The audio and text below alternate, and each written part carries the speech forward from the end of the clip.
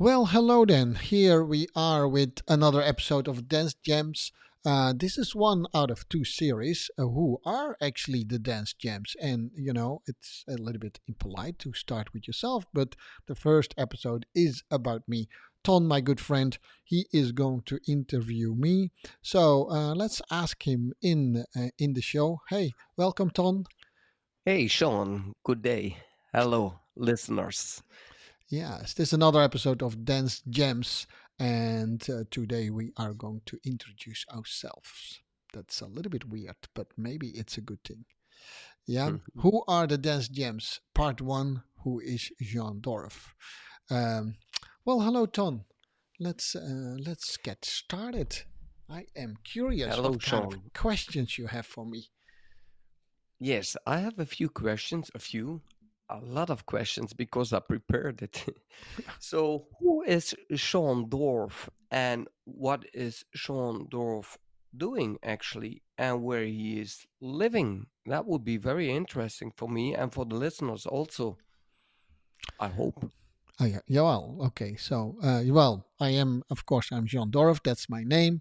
I am originally from the Netherlands, where you see me, blonde hair and blue eyes. And but currently, I live in the United States, in the state of Texas, and close to the city of Dallas. Okay, so you live in Dallas. Hmm. Um, what job you are doing actually? Of course, something with dancing, but what exactly, Sean? Yeah, yeah. Yeah. That's I hardly call it a job like you don't call your what you do a job. So I like to call it a profession. I'm a professional dancer and dance teacher or instructor. I'm not so fond about the word instructor, but we like the word teacher a little bit more. I'm also a coach. I coach specifically women with a sexual abuse background, and those are the two things that I am most passionate about if it comes to a profession. Okay. How you came to dance and to that profession actually? Can you tell something about that one? Because Oh, you were yeah. and maybe your age and what you were doing in Mm. all these years, how you developed that one. Oh, so many questions. So, but start where you want to start, Sean. Okay, well, let's start with the age. Let's get that out of the way. I'm 62 years old. I was born in 1960. I came to dance a little bit late in life. That's a whole story in itself. But at some point in time, I fell so in love with ballroom dancing. Just for all the listeners, if you don't know what ballroom dancing is, most of you probably do. That's actually when you dance, one, two people dancing together on very, known dances like a cha-cha-cha and a quick step and all that kind of stuff.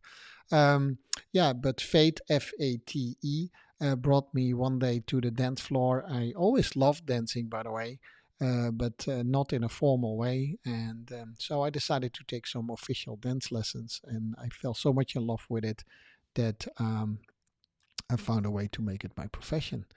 Yeah, that's a true story. Yes, the dance industry is quite huge, big, Hmm. how you can call it. Yeah. And in the earlier days and also now, there are people who are influence you in the dance industry. Yeah, there are many, of course. As a young person, I definitely love dancing already, at least to watch, and then specifically, the Hollywood and the Broadway styles is that definitely something that I like to watch. Gene Kelly, Fred Astaire. For the younger people, they might not exactly know who those people are, but they were my heroes, and so that's what I watched. And then later on, when I got a little bit more interested in classical ballet, I followed a guy named called Rudolf Nureyev and Bareshnikov. So these are famous dancers. There were also a little bit less famous dancers, but those are two that I definitely Nureyev that I followed. I liked his story of life and I liked his story of dance. Although personally, I immediately felt classical ballet, that's probably not something for me. I was a martial artist and When I started to dance, and I started to fall in love with competitive dancing, which is ballroom dancing, but then in a competitive setting. We probably come back on that later in an episode too, what that is. I started to follow quite a few competitive dances that I really liked, and but from a teaching perspective, I was most influenced, maybe first of all, by my first dance teacher. His name is Ton Greten. He stimulated and he recognized my enthusiasm. Um, then I met a good friend, Will van Roesel. Unfortunately, he passed away, but we became good friends. But he was also my first competitive dance teacher, so to speak. And then from there on, he started to send me to other people. First in the Netherlands, Mr. Ruud van Meij is definitely someone that I still actually take lessons from. But he was highly influential to what I do, and a lot of other teachers started to follow that row. And then I saw a lot of people that influenced me, maybe not because I knew them, but just because I saw them dancing in a way. Yeah, you're muted, Tom. Sorry. Yeah. And did people inspire you, but they no, they influence you or inspire you? These are two different words. Yeah, they are definitely two different words. Yeah, yeah. I think that with the dance teaching, maybe it has some people were more influential in how I teach and the knowledge that I have. But if I think about inspiration, is it also sometimes people who inspired me just because I thought they were beautiful dancers? But there are also some people who just had a different slant on how to teach, which was Ritu, who used a lot of psychology and mental training in there. That was definitely inspiration for me to follow that path. At that time, there was something that we called the Dutch Dance Sport Academy, and so I followed it there. And there were some people that I think were influential on me to see how you could coach dancers as well. So Peter Townsend was one of them as well, and they also had a strong mental approach towards dancing, which I thought that was strange that it was not there. I was a martial artist, and it actually that put me very quickly on a path of being a mental coach in dancing. Um, yeah. So this inspired you also to develop yourself in and to develop your own method. Is that correct, Sean? You have a Yeah. own method. Yes. Well, I can't say that I have an own method now, and as all, that the world of dancing is maybe less structured than most people think, right? If it comes to the formal steps, how to do a cha cha cha, and then you can go and get your license there. But literally, if it comes to the teaching of dance, and specifically when you go back in the time, Ton, when you and I started to teach, how to teach was basically something that you had to figure out yourself, right? So we took private lessons, you and I, and not together, but from several people. And we, in the beginning, we just mirrored or mimic how other people were teaching. And since I was already a teacher in martial arts, I had a different type of doing that. And yeah, I started to develop my own method of mental coaching and dance teaching. That is correct, Tom. Yeah. This is also this is also your core of your Yeah, I method. think. Yeah, I think the whole. You and I call it an holistic approach, and that's why I call it my dance method, holistic dance approach, um, where we don't only teach people steps, which was very traditional ballroom dancing teaching, right? We teach people steps, right? But yeah, I look at the whole, not only the mental part, but the mental part has a pretty heavy part in what I teach, at least.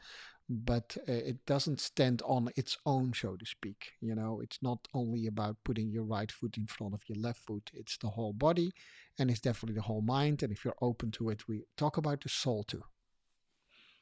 So I can call it dance industry because it's quite huge. Yeah. And what you enjoy the most of it there in that industry? Ooh, that's that's an interesting question. I must honestly say, what I enjoy in dancing is actually is what dancing to me is about. You know, there are a lot of things. I'm not the one who said it, but I think it's a very clever thing to say. There are a lot of things that we do in life, for instance, and sports. Not only sports, but in activities. But let's stick to the word sports for a moment. If you play soccer, then the goal is to get the ball in the goal, right? That's the goal. And if it happens in a really beautiful way, then that's great too. If you're a martial artist or a boxer, you know, your goal is to, you know, put your opponent down. And if that happens in a very beautiful way, then that's great. But dancing is slightly different, at least that's what I feel. In dancing, the goal of the movement is the movement itself very often. You know, it could be a story around it, but it is actually the goal is the movement in itself. And I always thought that was a very interesting way of looking at things. And I just like movement. I just like movement in general. And I think, you know, the ultimate form of that is dancing, if that makes any sense. It doesn't always have to have a meaning. It's just could just be a movement, right? And that's what inspires me, to be honest. Hmm. Yes, there is a difference between you and other teachers then in the same industry, like in the Latin industry. There's a Uh, difference between you and them then, well, I hope there is a because you have difference. because you study also mental coach, Yeah, I and did. Yeah, yeah, the yeah, most of teacher they call them, and not a teacher, they call themselves a trainer. yeah. And I think there is a difference between a teacher, a trainer, a coach, because mental coach, An uh, instructor. Yeah, instructor, yes, yeah, there are difference in it. And yeah, maybe you can tell something about it. What makes the yeah. difference for you Yeah, and well, between them?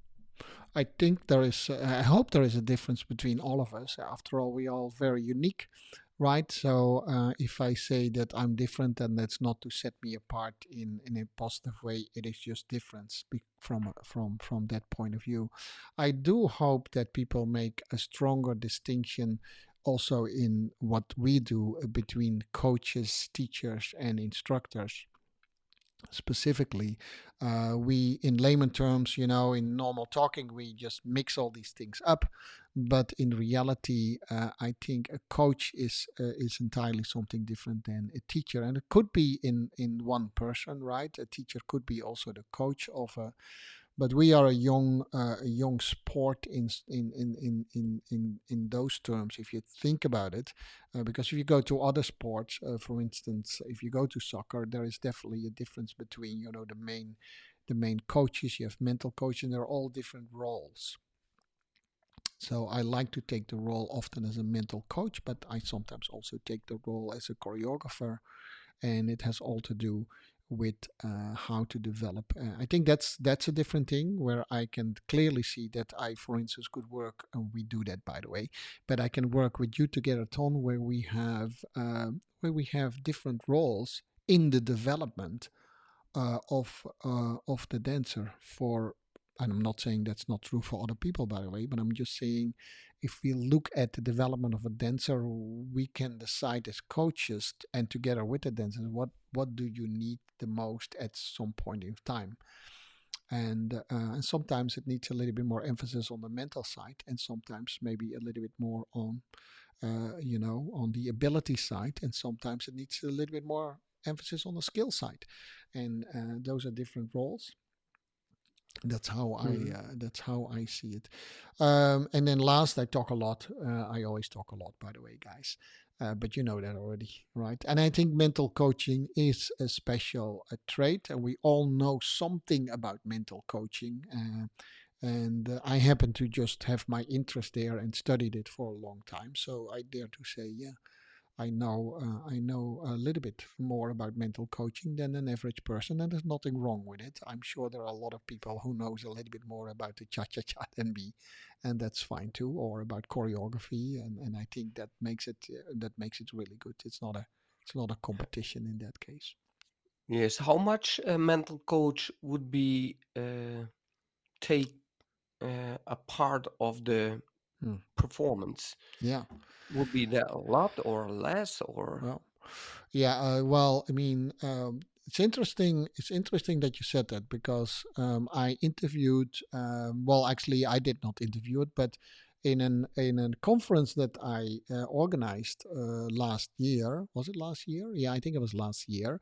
We interviewed an ex world champion, Latin American dancing, and that's a competitor. Most people that listen to us know what it is, but if you don't know what it is, we have special disciplines where we have championships. And then he is an ex world champion, so that at least says something about the level that he performed I- on. And his In name what, Sean? in Latin American dancing. In the amateur division or In the professionals? Because I know. yeah, he was a world champion in amateur division, and later become one of the top dancers in the professional division too. He never got a world title there though. Um, and just, I mean, just almost side talk, but for us, being a world champion in the amateur division means a lot. You know, there is in the dance world, the way we look at professional and amateurs is slightly different than in a lot of other sports. But anyhow, his name, he said it, so I can repeat his name. His name was Franco Formica, or is Franco Formica, and we asked him, hey, if there is one thing that you would do different, and that was before he and I talked, by the way, is there one thing that you would different in your dance career? What would that be?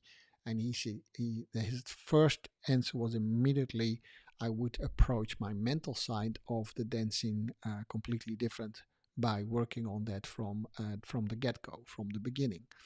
So that's one side. The other side, if you research it, Ton, and you ask people, hey, in normal life, what is, if you, how much is mentally decided for you? How much important is the mental side of normal life? People probably would say 80, 90%, which actually goes together with research. Now, if you ask people how much do you practice on your mental side, then that is often very often zero. There's zero conscious practice on the mental side. Now, I'm not saying that you should do 80% maybe when you're an athlete, but at least, you know, shift a little bit to conscious practicing your mental side. And the reason is a lot of people don't know what exercises to do.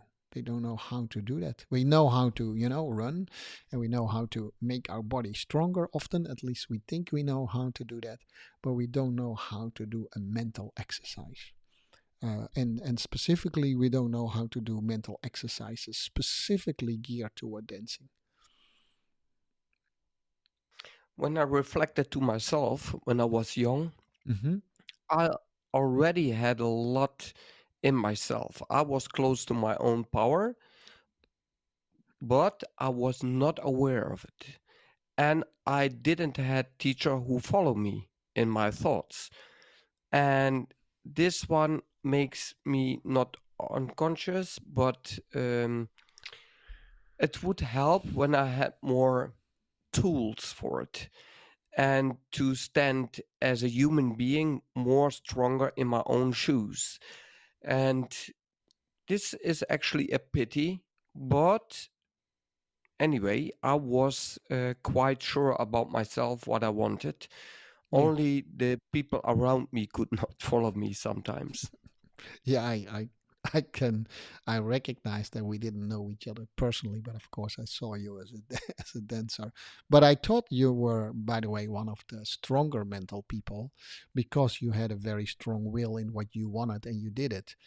Whether everyone was agreeing with it, you didn't care much. Of course, you would like to be acknowledged. Who doesn't want to? But that's a sign of mental strength. Whether that's always the right choices for that moment, that's a whole different discussion. That is also not for me to judge upon, but it shows a certain mental strength to do the things that that you do. If you are a little bit more conformative to, what other people do, or what you think that other people want from you, that is not always a sign of mental strength. Right? There are many ways how we can use mental strength, but the easiest ways to explain this, Tom, is that a lot of people think that mental coaching has a lot to do with motivation. I motivate you to do things, which is maybe part of it, but it's only a small part of it. It's like taking a Red Bull right before you need to do something to get some extra energy. By the way, Red Bull is not a good thing, but just as an analogy for a story. And mental coaching is your nutrition. You do that every day with everything you do. You build it into your whole practice regime to become, in this case, a better athlete or a better dancer. That's basically the big difference, right? And Yes. so Yes, I say always to myself, what the brain not knows, the body cannot do. And both together, 50 physical, 50 from your mental, together is 100. So you need both in balance. And if you have the tools for it, then it makes life more easier because you are get more by your own being. This is how I understand it. yeah. Yeah, I try not to divide it in 50-50, to be Oh really no, what? honest. But I just always think that it is a way we talk about the body and mind is because it's easier to talk about it, but it is actually part of, in English, we say, of the same mesh. It is your body and mind is literally one. There's no two Yes, yes, different yes, parts. There are absolutely. actually, well, I don't want to call it illnesses, maybe, but for the lack of better words, there are things that you can suffer from where people have a split of body and mind, where when they look at themselves, they see actually something different than what the reality actually is. So, one form of that is, for instance, anorexia. It's a very serious thing if someone has that, and we need to see that. But there you can clearly see that what the mind thinks the body is completely different than what the body is itself.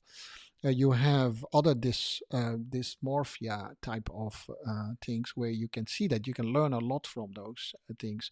So one thing that I wrote about is where people feel that their arm doesn't belong to their body anymore, and it can go so far that they ask a surgeon to amputate it because it will help them from a mental point of view. It's a really weird phenomena, but it shows that when there is a true split of body and mind, it can cause really big problems in someone's personal health. And I do think that media, as we see it today, sometimes actually is not helpful in that way. An over how do you say that, an over emphasis how we need to look and how important that is, or the flip side, Ton, you and I talk sometimes about it, the body shaming can cause all these problems. And I think that Yes, can be super instrumental on the wrong side. I mean, we have seen both bad and good examples, but it can definitely also be very instrumental on helping people to see that more as that is just you, your body and mind. That's all you. It's not only your body, yes. and yeah. So that's That's what I definitely where thought I'm coming also. from. Yes, that's where. Yes, this is what I also thought. Actually, it's both are when they are in harmony, you can say you are happy in what it is at Yeah, that moment. If it's like a marriage is between these two, and when you the marriage is bad from one side or from both sides, then there is, I could say, there you lose a lot of happiness, maybe not a lot, but there is not happiness in it. So try to get happiness in your physical situation, no injuries, feel enough power, and yeah, and in the brain also. You have a quite expensive word for that one, the phenomenology, how you perceive the world in your mind and with your body. And when you can perceive that, and you can understand it also. You get more. Yeah, I could. You can understand it more.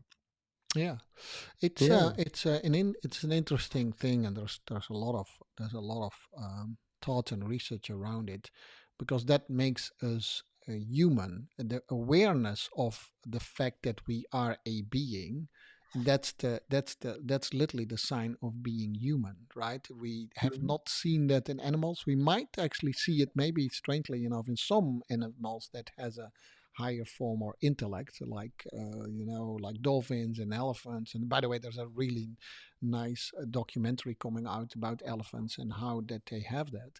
But human beings have a higher level of awareness, so we are literally aware of our body and our thinking. And that has beautiful things, obviously, but that has also that kind of downside that we sometimes try to split the two. Sean, Hmm. Sean, I have one other question because the time is short, maybe one Hmm. hour, and I want to know a lot more of you. Yeah, I go have ahead. your book here, Hmm. Broken Silence: Living with a Passion and Propose After Sexual Abuse. With purpose, yeah. Here, the Yeah. purpose. Yes, you write that book, A Dancer Story with Sean Dorff.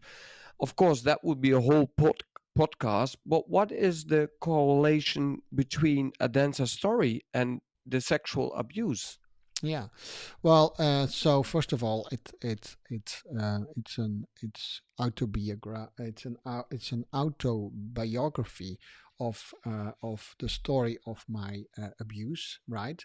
And and a little bit more important is how I got out of the, how do you say that, the effects of the abuse, right? So Ton is showing that in. So I give people. I will tell you later on how to get the book. By the way, the proceeds of the book goes to a non-profit organization. I wanted just to say that. So if a child like me was abused, as long as I was abused, that has a lot of effect on both the mental and the physical side, obviously. And I saw that a lot of people were not dealing with that well. That some of the traditional things were not all working for them to move beyond the abuse.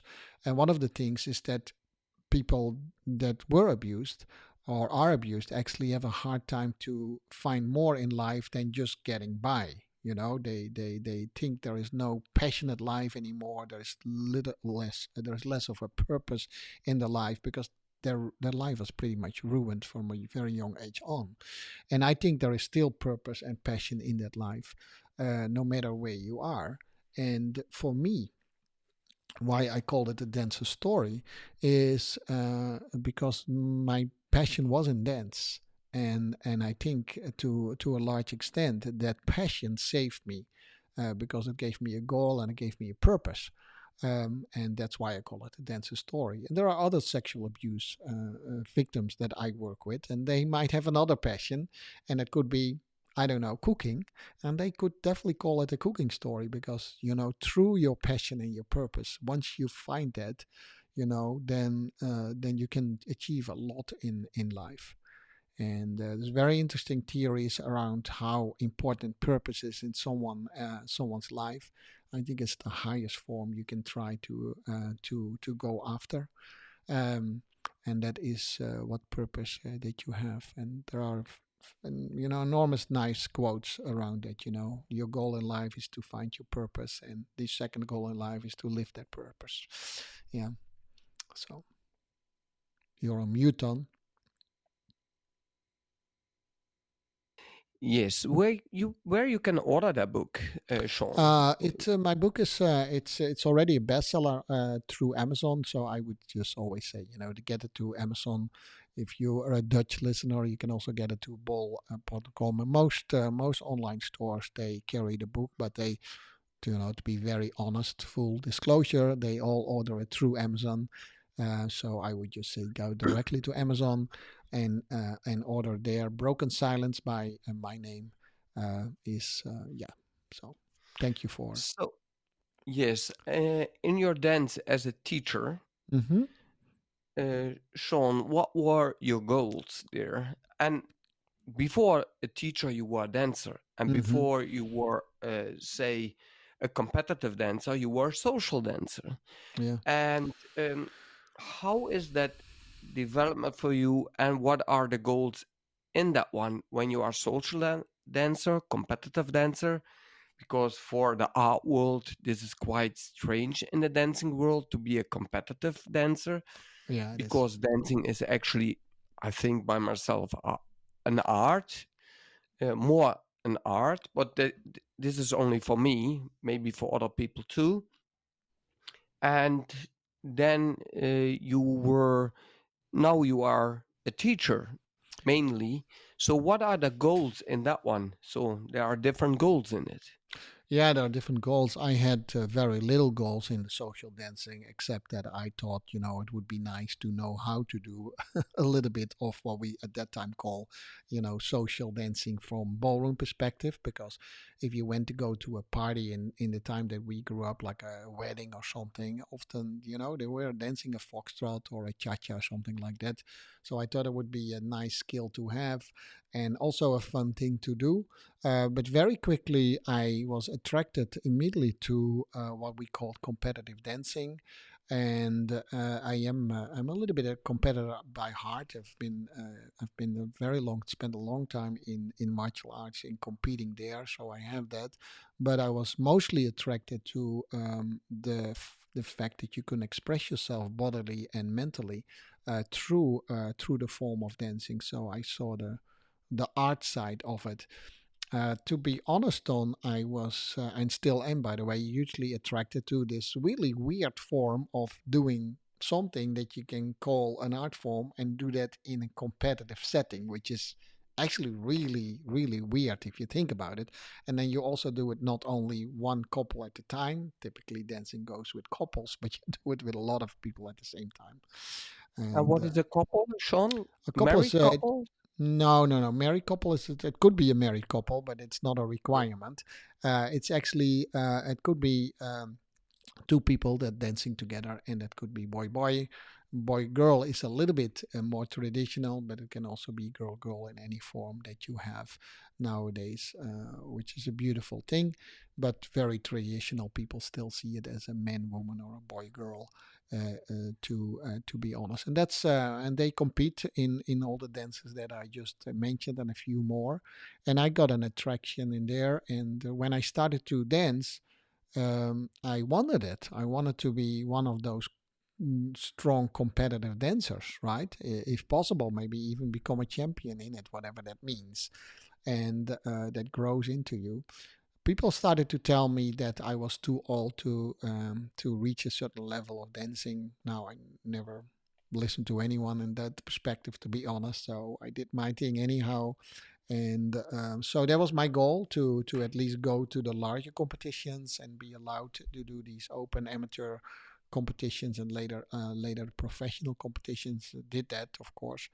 Very quickly of where I was in age, I got asked to coach people and got a huge interest in doing that and develop choreographies and mental coaching and training schedules for them and did that too, and that's still what I'm doing. And my ultimate goal now is still to see if that can be further developed in helping and coaching other dancers to do more. So there's a personal goal in just to gain more knowledge and more skill to teach. But I have a stronger goal now in the teaching and the coaching.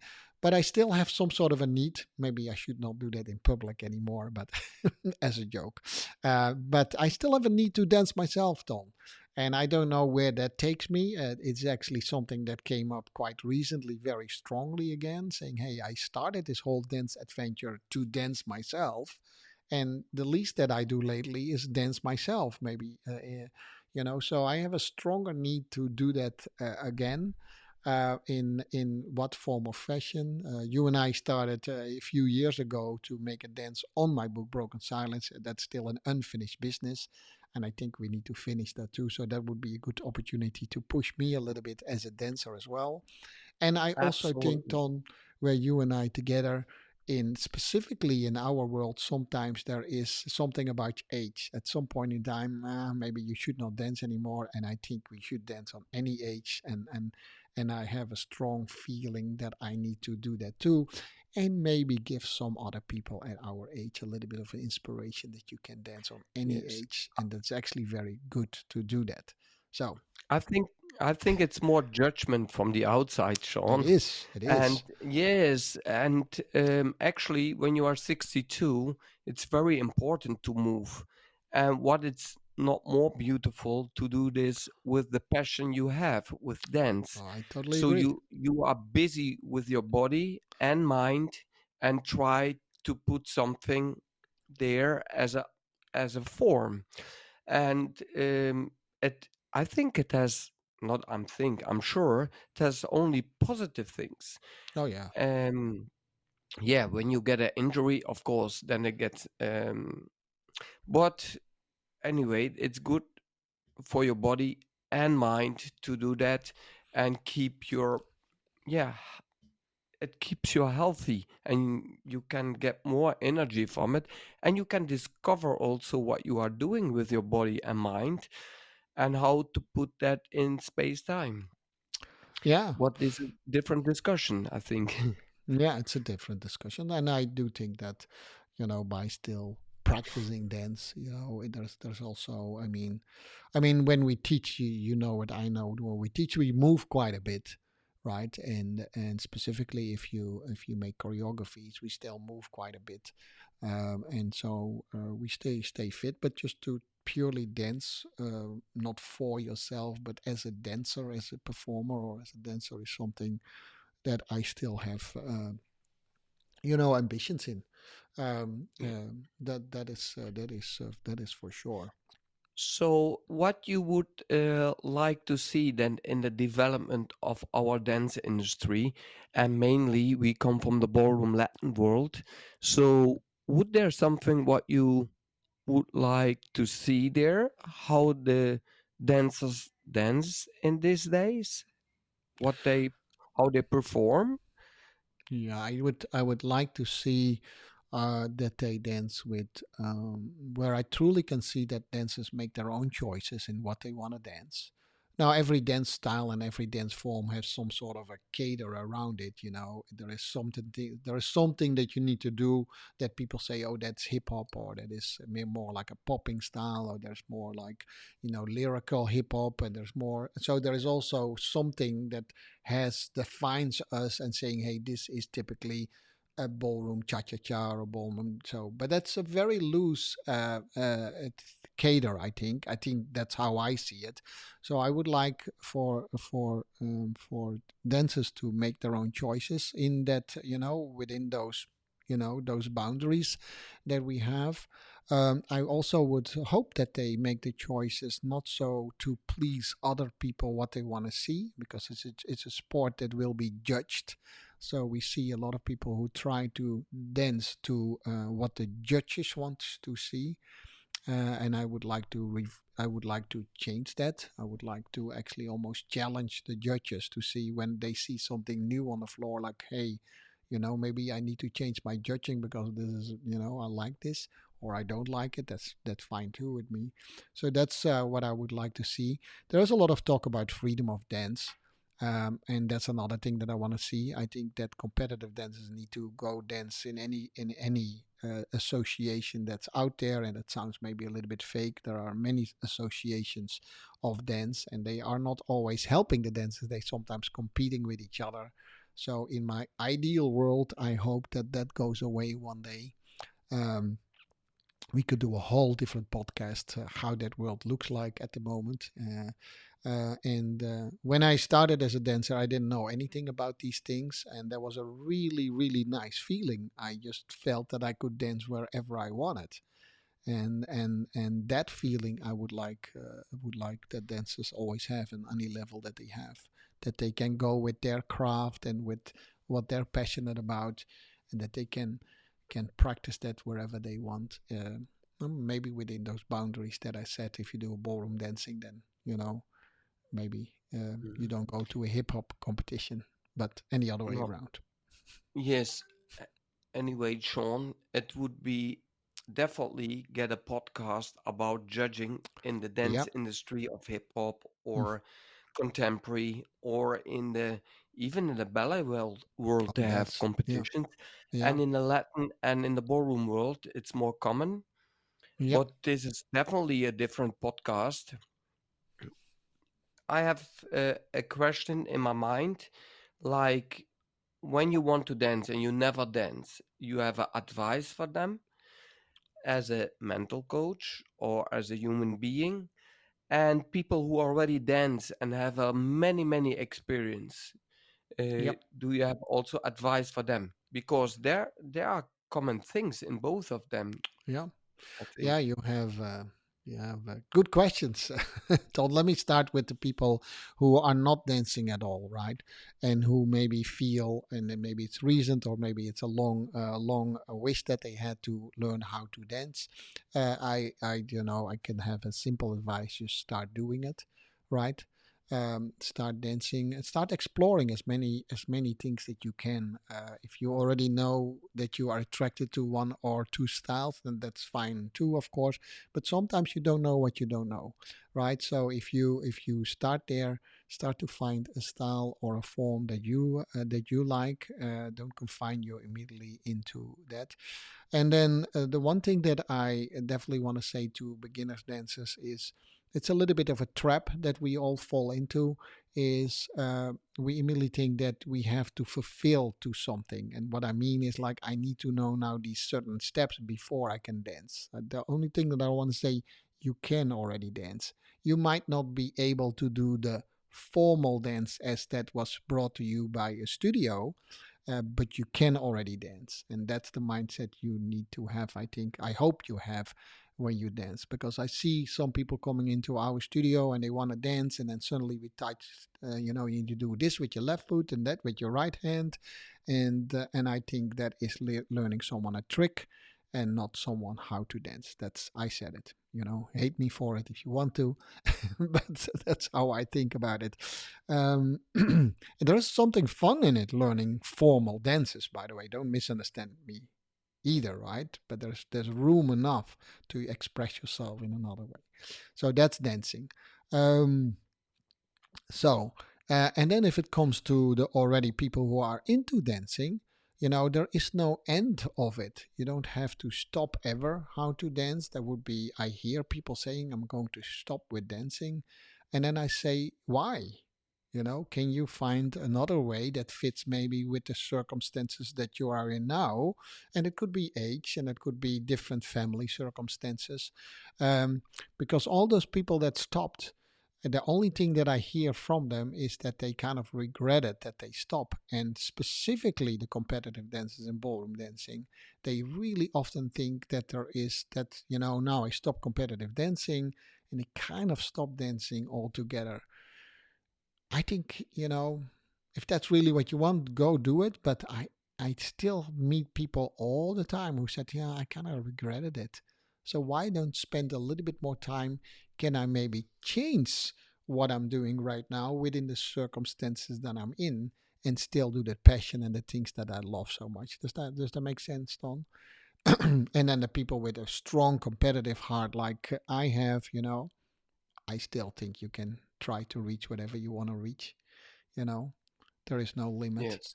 There is no Actually, limit.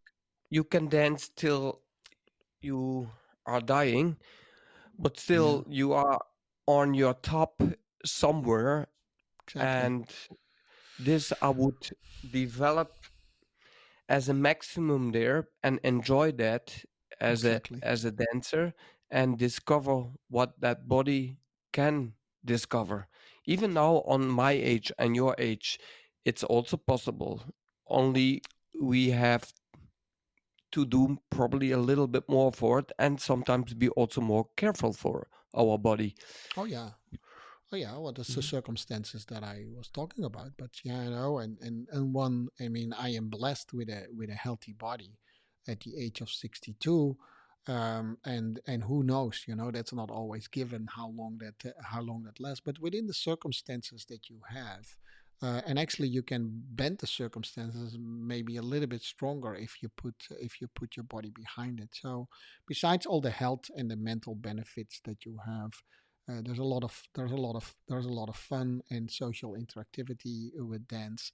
Um, so yeah, that's what I think. Hey, Ton went away. The camera went away. I am alone in the recording of that dance jam. So I hope Ton will call me back really quick, um, because Um, okay, so let me fill up this this podcast by myself, and hopefully Ton will call back in. These are the little technical difficulties that you have when you make a podcast here, dear listeners. I think we were close to finish it off, but I hope Ton will call back.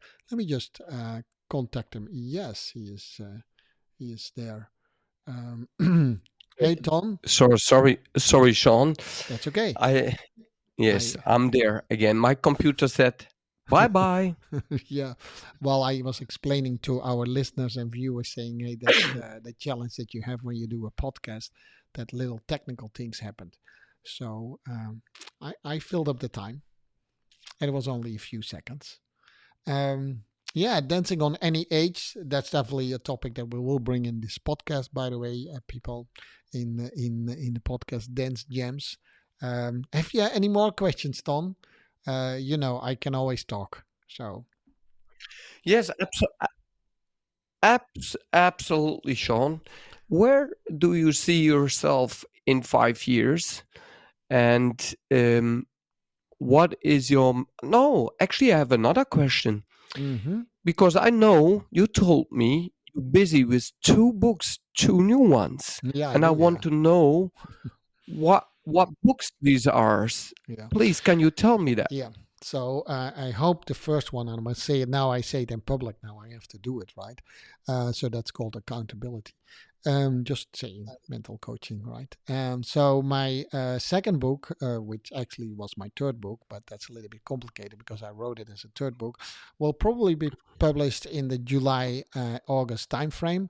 It has again a relationship with my first book, Broken Silence, but I wanted to write something about how important it is to change the narrative of your own story to for the healing from sexual abuse. So I write a very specific book around that topic, why it's important to know how to change your narrative, right? And and I stumbled on a book and a title that I really liked, and I was a little bit inspired by it as well. And to be honest, it's a lot of people talking about being yourself, right? But actually, the way you are right now is exactly not what you should be. It's because it's not the current you that can do what you want to do in the future. It's the future you that is able to do what you want to do today. And that sounds, think about that for a moment. But we constantly in change, you know, we are constantly in change. So you have to constantly reinvent yourself to do the things that you want to do. And that's also with the stories that we tell ourselves. So people with deep traumatic experience, sometimes they're stuck in their story, and I call that, you have a story, but you are not your story. And in treatment of trauma, it's helping people to tell a different story to themselves. And let me give an example of the discussion that Ton and I had myself.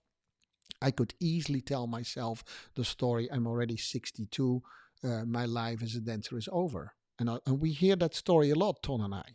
We are from a certain area and therefore I cannot dance. It's a story that you tell yourself, right?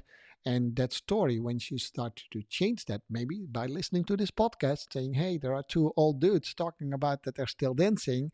I believe their story. Maybe I can tell that story to myself. You have changed your narrative.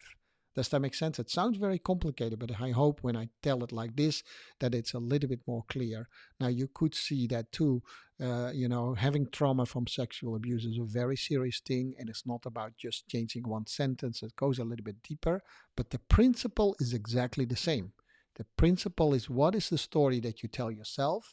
And is that story that I tell myself, is that one that helps me forward, or is that maybe one that holds me back? And we have many of those, what we call false belief. I was born as I don't know. I was born as an Asian and therefore I cannot do this. And, I was born as a poor kid and never can be rich. All these kind of things, I grew up in a family maybe where they said, boys shouldn't dance, you know. And all these stories that we tell ourselves, well, we have many. That's what my second book is about, but then very specifically geared to the trauma of sexual abuse. And the second book, well, that will be then the third book published. I don't know when that is, but that's probably going to be 2024, and that's a little bit more spiritual book, and it goes a little bit over our being and where we're from, and why we think and do the things that we do on this earth, and is there maybe something else after this earth. That's my third book. Thank you for asking. Hmm. Yeah, thank you, Sean. Very interesting, beautiful, and impressive. Two books at once. Respect of that one. So, to my earlier question, where you think you will be in 5 years and what you want to develop in the 5 years. Yes, I know the two books now. These are coming for 24, but a little bit after that one. Do you have plans or do Yeah, you have yeah, things, yeah. undone things, what you want to change? Well, I always have plans, and sometimes too many, maybe. But yeah, no, I do have plans. I hope to stay happy and healthy for a very long time and can do what we do. If it's related to this dance busters, right? After all, a dance jam. Sorry, we explained that slip of the tongue maybe another time. But if it comes to dance jams. I definitely, look forward for you and me, by the way, to work more together and see what we can develop for other dances, and not only in the dance world, by the way, but also bring maybe to other areas in life where dance can be very beneficial. You and I have thoughts about that, but personally, I definitely probably go away a little bit more from my current dance life and concentrate myself a little bit more in developing things for competitive dancers in the ballroom dance world. That's a specific thing that I still have interest in how to develop that better. So that's definitely a big part. And the second big part is my coaching towards sexual abuse victims has changed quite a bit recently, and has a lot to do with. Besides that, I would like people to not only change their narrative of, not that I want that, but I mean I think that's beneficial for them, but I also would like them to publish their stories and put it out there in the world, and that's a big thing for me too. And I like to work on those two different fields. They doesn't look that like they are very related, but they actually are, and that's probably for a different podcast. Yes, these are so many stories. Maybe you can tell how many people are sexual abused in the world each Yeah. second, each 6 seconds, I or wish, I yeah. wish I could, I could put a number to that. But I always say, every minute that we talk, there is a new victim in Europe or the US. So that's a lot. We talked about an hour. So we have 60 new victims. If you calculate and extrapolate that through the world, then it's probably true that it's more closer to one every second. So that's an enormous astronomical number of people who are abused, and so we need to bring those stories down, and hopefully we also bring so much awareness to this that the numbers finally go down instead of up. Mhm. Yeah, thank you for that one, Sean. Did I forgot one question because we are almost on our end from our podcast? Did there would be one question what I Could have could asked. ask you, but I Yeah. didn't ask you? Yeah. Hmm. Well, of course, there's always questions that one could ask about personal life. Yeah, some people want to know that too. I have two wonderful kids. I'm not married at the moment. If that's if that's a question, right? So those are the things you could ask me. Do I always want to stay in the United States? I didn't know that, to be honest. Probably I have not such a mindset that I always want to stay here. I would like to Mhm. explore the world, and I would like to work actually from several places in the world. That would be really nice. And then last but not least, are there other things that interest me in life? Yes, I could say that too. I'm a big foodie. I love to cook, and I love to have food too. So those are some questions that you could have asked on. Yes, I could ask, but I know you're also American citizen, I am, but who I'm born also a are in Dutch. in Yeah, the Netherlands. I'm a Dutch and American citizen, since that is still Yes, allowed at the moment. I've a dual citizenship, as they call it, but I still, of course, feel very much Dutch as it is. Uh, I yes, travel to and them. thank you very much, Sean, that you were so open and tell you something from what you're doing, all these interesting things. And I see the dance, you use it as a vehicle for your broken silence, sexual abuse, and this is really, really wonderful. I hope people will reach to you, because I know how much positive um, information you have for them. You are very quiet, very very calm for them, and you can open doors where they never thought that the doors could be open for them. And this is what I see in you. And you can people give trust. Maybe it's from your mental coaching also. You have a lot of tools for them, and I hope people will reach out to you. People who are sexual abused, that they can find you. People want to know more about the mental coaching, about dancing, that they reach you. So I know your work. It's really, really fantastic, and continue like that, Sean. Well, thank you for that, of course, Tom. So a little bit self promotion of the dance jams, but it's I think it's very well received. On Thank you so Mhm. much. I do wish that for me too, to be honest. Yeah, very Mhm. well. All right, this was probably the end of this episode. A little bit a different episode than normal, but I think people are interested. Who are the people behind the dance jams? Who are the dance Yes. jams? And the next one will we reverse roles. Tom, I will interview you. Um, so. Let me say goodbye to our listeners and viewers, and then you can do the same too. So this was another episode of Dance Jams. We hope to see you, of course, back really soon with another topic of it. Probably it's going to be an interview with Mr. Ton Greten himself, but who knows, right? What you listen to first. All right, from here I say bye bye, and I'll see you next time. Bye bye.